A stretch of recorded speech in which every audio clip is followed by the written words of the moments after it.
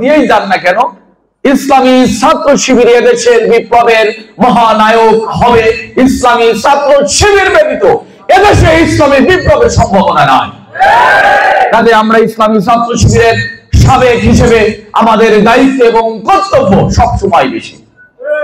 আমি আপনাদেরকে অনুরোধ করতে চাই, আমি কয়েকটা ধাপে মূল কথাই যেতে চাই। আমরা আমাদের বাংলাদেশের কথা যদি বলি, আমরা যে দেশে আছি এখন, আমাদের এই বাংলাদেশ, আমাদের বাংলাদেশের যে স্বপ্ন নিয়ে বাংলাদেশ স্বাধীন হয়েছিল, এদেশের মানুষ অধিকার পাবে, এদেশের মানুষ ন্যায় বিচার পাবে, একটি মানবিক রাষ্ট্র হিসেবে দেশ গড়ে উঠবে। স্বাধীনতার 54 বছরে এসে আমরা এখন পর্যন্ত দেখি না এদেশের মানুষ তার যে অধিকারগুলো, মৌলিক অধিকার, শতভাগ অধিকার পেয়েছে, এটা আমরা এখনো দেখি না। আমাদের দেশ এরকম। যদি আমাদের এই 54 বছরের কথা বলি, 54 বছরে আমরা এমন একটি সম্প্রদায় হিসেবে গড়ে উঠেছি, বারবার দুর্নীতিতে চ্যাম্পিয়ন হওয়া, শত শত হাজার হাজার কোটি বিদেশে পাচার করা এবং অন্যের দ্বারা প্রভাবিত হয়ে, বিশেষ করে যদি বলি পার্শ্ববর্তী দেশ সহ গুরুত্বপূর্ণ দেশের দ্বারা প্রভাবিত হয়ে দেশের রাষ্ট্রের যারা হর্তাকর্তা ছিল, তারা এই 54 বছরে রাষ্ট্র পরিচালনা করেছে। নিজস্ব বুদ্ধিমত্তায় এদেশ চলে নাই। এখন এসে আবার সেই বিশ্বই পুনরাবৃত্তি হওয়ার এক ষড়যন্ত্র দৃশ্যমান।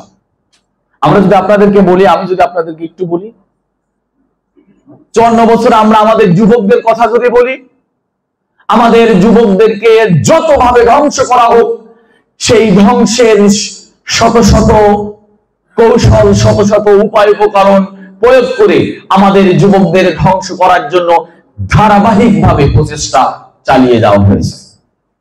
যুবকদেরকে ধ্বংস করতে পারলে এদেশ অন্যের উপর নির্ভরশীল হয়ে চলবে,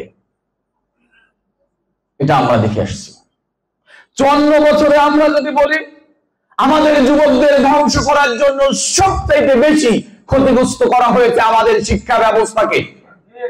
আমাদের শিক্ষা ব্যবস্থা এমন শিক্ষা ব্যবস্থা দেওয়া হয়েছে যে শিক্ষা ব্যবস্থায় যারা পড়াশোনা করার মধ্য দিয়ে নিজেদেরকে মেরুদণ্ডহীন প্রাণী হিসেবে নিজেদেরকে বড় করবে, আর যাদের মেরুদণ্ড নেই তারা প্রতিবাদী হবে না, বরং অন্যরা যা বলবে সেটা নির্দ্বিধায় মেনে নেবে। এটা ছিল আমাদের শিক্ষা ব্যবস্থা। আমাদের শিক্ষা ব্যবস্থার ন্যূনতম নৈতিক কোনো মান ছিল না।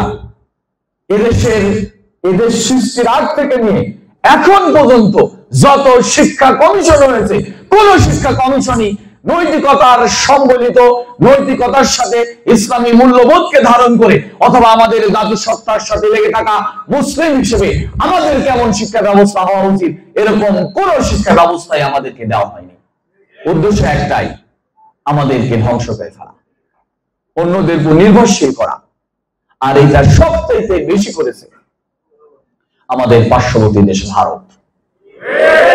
সবচেয়ে বেশি আমাদেরকে ক্ষতিগ্রস্ত করেছে তারা কি করেছে?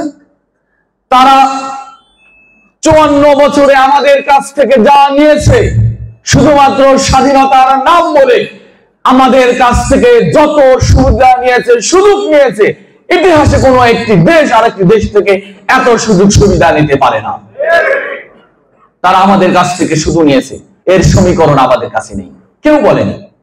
যারা বলেছে ইন্ডিয়ার ব্যাপারে যারা সতর্ক ছিল, যদি বলি কারা, মৌলানা মতিউর রহমান নিজামী, তাকে ফাঁসি দেওয়া হয়েছে, কামরুজ্জামান ফাঁসি দেওয়া হয়েছে, মীর কাসেমকে ফাঁসি দেওয়া হয়েছে, বিএনপি নেতাদের কথাও যদি বলি, ইলিয়াস আলীকে গুম করা হয়েছে এবং সালাউদ্দিন কাদের চৌধুরীকে হত্যা করা হয়েছে। তার মূল কারণই ছিল এরা এক একজন ভারতের বিদ্বেষ মূলক কথা বলতেন এবং দেশের স্বার্থে কথা বলতেন। আজকে একই অবস্থা, আজকে একই। আপনি কথা বলবেন, আমরা কথা বলবো, আমাদেরকে গুম করা হবে, হত্যা করা হবে।